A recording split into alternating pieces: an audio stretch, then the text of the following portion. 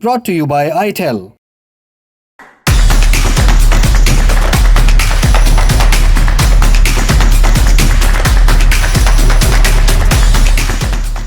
धरती पर इंसान ने किस जगह को सबसे पहले अपना घर बनाया? इस सवाल का जवाब शायद आपको पता हो। सबसे पहले इंसानों के निशान अफ्रीका में मिलते हैं। मगर क्या आपको पता है कि अफ्रीका से निकलकर आदि मानव सबसे पहले कहां पहुंचा था? अफ्रीका के बाहर ऐसी कौन सी जगह है जहां प्राचीन इंसान के निशान मिलते हैं? इसे लेकर इजराइल में हुई एक रिसर्च सामने आई है।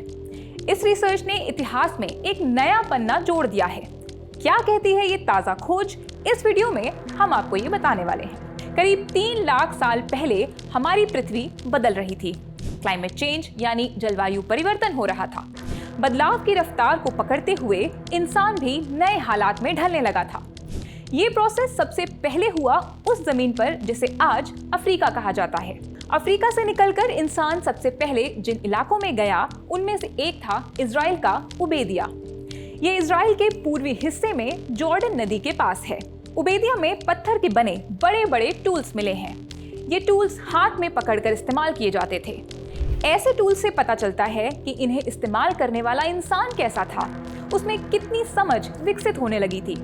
आर्कियोलॉजिस्ट लंबे वक्त से उबेदिया में मिल रहे सबूतों में इंटरेस्ट लेते रहे हैं। इसी कड़ी में Hebrew university of Jerusalem, university of Haifa और यूनिवर्सिटी ऑफ टुल्सा के रिसर्चर्स ने एक स्टडी की। ये study quaternary science reviews journal में छपी है। दरअसल अभी तक ये पक्का नहीं पता लग पा रहा था कि उबेदिया की साइट आखिर कितनी पुरानी है।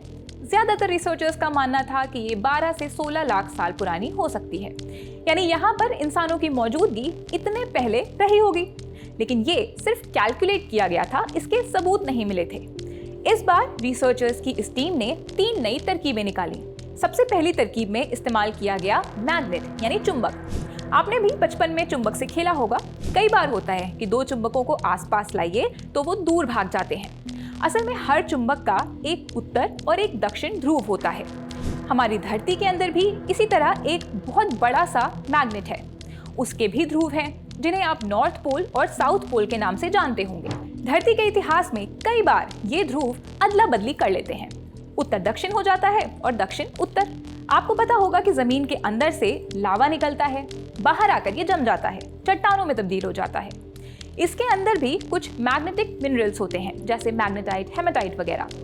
जिस डायरेक्शन में धरती की मैग्नेटिक फील्ड होती है, उसी डायरेक्शन में ये मिनरल्स भी एक तरह से लॉक हो जाते हैं। इन्हें एनालाइज करके वैज्ञानिकों को पता चलता है कि धरती पर कब कौन सा पोल था। उबेदिया में इस्तेमाल किया गया दूसरा तरीका था यूरेनियम लेड डेटिंग का। डेटिंग वाला डेटिंग नहीं, उम्र पता करने वाला डेटिंग। आप कभी किसी बीच पर गए होंगे, वहां से सीपियां इकट्ठा की होंगी। उबेदिया में भी ऐसी ही सीपियां मिली हैं। उनकी उम्र पता की गई। अब जितनी इनकी उम्र उतनी ही पुरानी हुई चट्टान की वो लेयर जिसमें ये सीपियां मिली थी। तीसरा तरीका सबसे इंटरेस्टिंग था। इसमें क्या किया गया, जो चट्टानें नीचे दबी हुई थी उनकी उम्र पता की गई एक गजब के तरीके से। होता क्या है कि अंतरिक्ष से कई तरह की तरंगें धरती पर आती हैं। ये चट्टानों से टकराती हैं तो खास तरह के आइसोटोप्स बनते हैं। आइसोटोप्स एक तरह की एटम या जिन्हें परमाणु कहा जाता है वही होते हैं, किसी भी चीज का सबसे फंडामेंटल, सबसे छोटा हिस्सा। अब जब वो चट्टान नीचे दबती जाती है तो छिप जाती है। उसमें अंतरिक्ष से आ रही तरंगों की वजह से नए आइसोटोप्स बनते नहीं हैं और जो पुराने वाले होते हैं वो खर्च होने लगते हैं। इस प्रोसेस को डीके कहते हैं। तो अब वैज्ञानिक ये देखते हैं कि कोई आइसोटोप कितना डीके हुआ है। तो उबेदिया में इन तीनों तरीकों से रिसर्चर्स की टीम को क्या पता लगा? ये कि अफ्रीका से निकलकर इंसान उबेदिया 19 लाख साल पहले पहुंचा था, यानी पुराने एस्टिमेट से कहीं पहले। इससे ये भी पता चलता है कि लगभग एक ही वक्त के आसपास अफ्रीका से निकलकर आदमी अलग अलग डायरेक्शन में जा रहा था। करीब करीब इसी वक्त इंसान जॉर्जिया की ओर भी गया। जॉर्जिया रूस के दक्षिण में पड़ने वाला एक देश है। जॉर्जिया में ही इंसानों के जो निशान मिले थे वो करीब 18 लाख साल पुराने हैं। दिलचस्प बात यह है कि उबेदिया में जो सबूत मिलते हैं, जैसे पत्थर के टूल्स, उनसे पता चलता है कि यहाँ रहने वाला आदमी जॉर्जिया के मुकाबले ज्यादा अक्लमंद होने लगा था।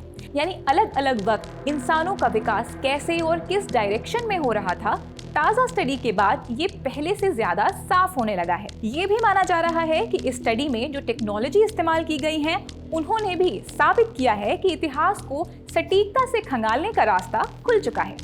फिलहाल इस स्टोरी में इतना ही। मैं हूं शताक्षी अस्थाना, कैमरे के पीछे हैं आलोक। शुक्रिया।